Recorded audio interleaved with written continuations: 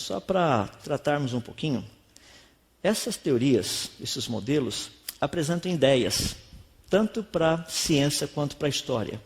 E eles têm implicações também. Tem implicações seríssimas.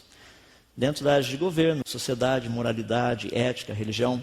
Por exemplo, um outro exemplo que eu cito.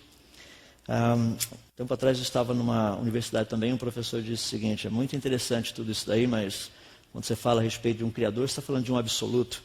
E todos nós sabemos que absolutos não existem. Eu perguntei a ele: o senhor tem certeza? Qual a resposta? O sim é um absoluto. Ele não pode dizer, porque ele acabou de dizer que absolutos não existem. Então ele não pode ter certeza de nada. E se eles existirem? Fascinante.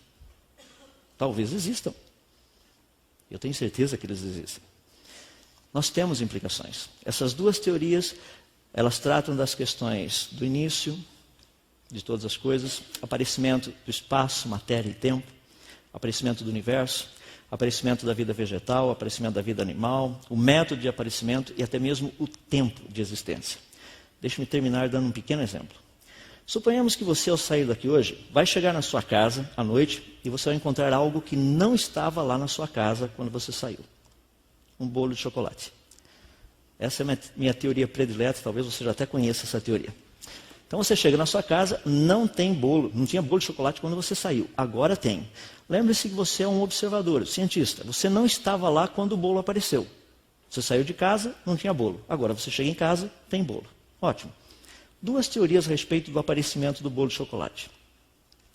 Uma pessoa que sabe fazer bolos de chocolate foi lá na despensa, pegou todos os ingredientes necessários para fazer um bolo de chocolate. Então ele misturou os ingredientes na quantidade certa, na proporção certa, na sequência certa, dentro de um certo recipiente. Daí pegou essa massa toda ali, colocou dentro de uma forma untada, colocou lá dentro, pegou esse negócio, levou ao forno, deixou por um certo tempo, deu umas espetadinhas lá, né, para ver. Daí, a hora que estava bom, tirou de lá, colocou em cima da mesa para esfriar. Daí, a hora que você chegasse, teria um bolo de chocolate lá em cima da mesa. Na hora que você chegou, tinha um bolo de chocolate em cima da mesa. Essa é a teoria número 1. Teoria número 2, um caminhão de supermercados estava fazendo entregas. Ao passar próximo da sua casa, o filho do vizinho atravessou correndo na frente do caminhão. Então o motorista do caminhão, para não atropelar o filho do vizinho, acionou os freios, só que ao mesmo tempo ele perdeu o controle do caminhão e o caminhão começou a capotar.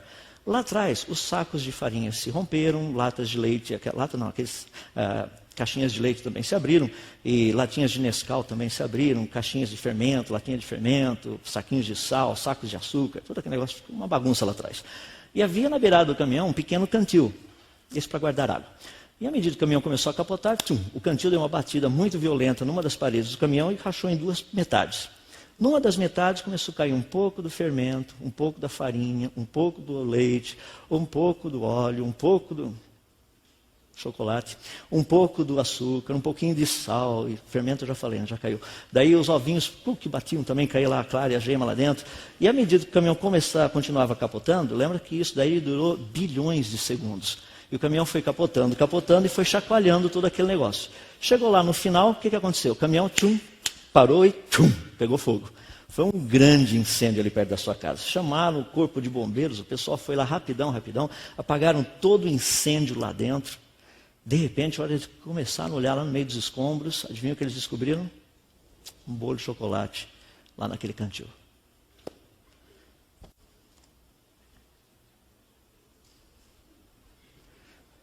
Eu não sei porque vocês deram risada da segunda teoria. Essa que se ensina nas escolas. O bolo de chocolate tem 12 elementos. Uma célula, qualquer pessoa que estuda citologia sabe que uma célula tem milhões de elementos. Processos que até hoje nós seres humanos não conseguimos duplicar ainda. E o pessoal diz que isso foi por acaso. Por isso que o Dr. Siegfried Schreier disse o seguinte: ninguém pode refletir sobre essas questões sem crer, pois cada um tem de escolher aquilo em que quer acreditar. As evidências existem. Então o que nós vamos fazer daqui para frente é trabalhar com essas evidências.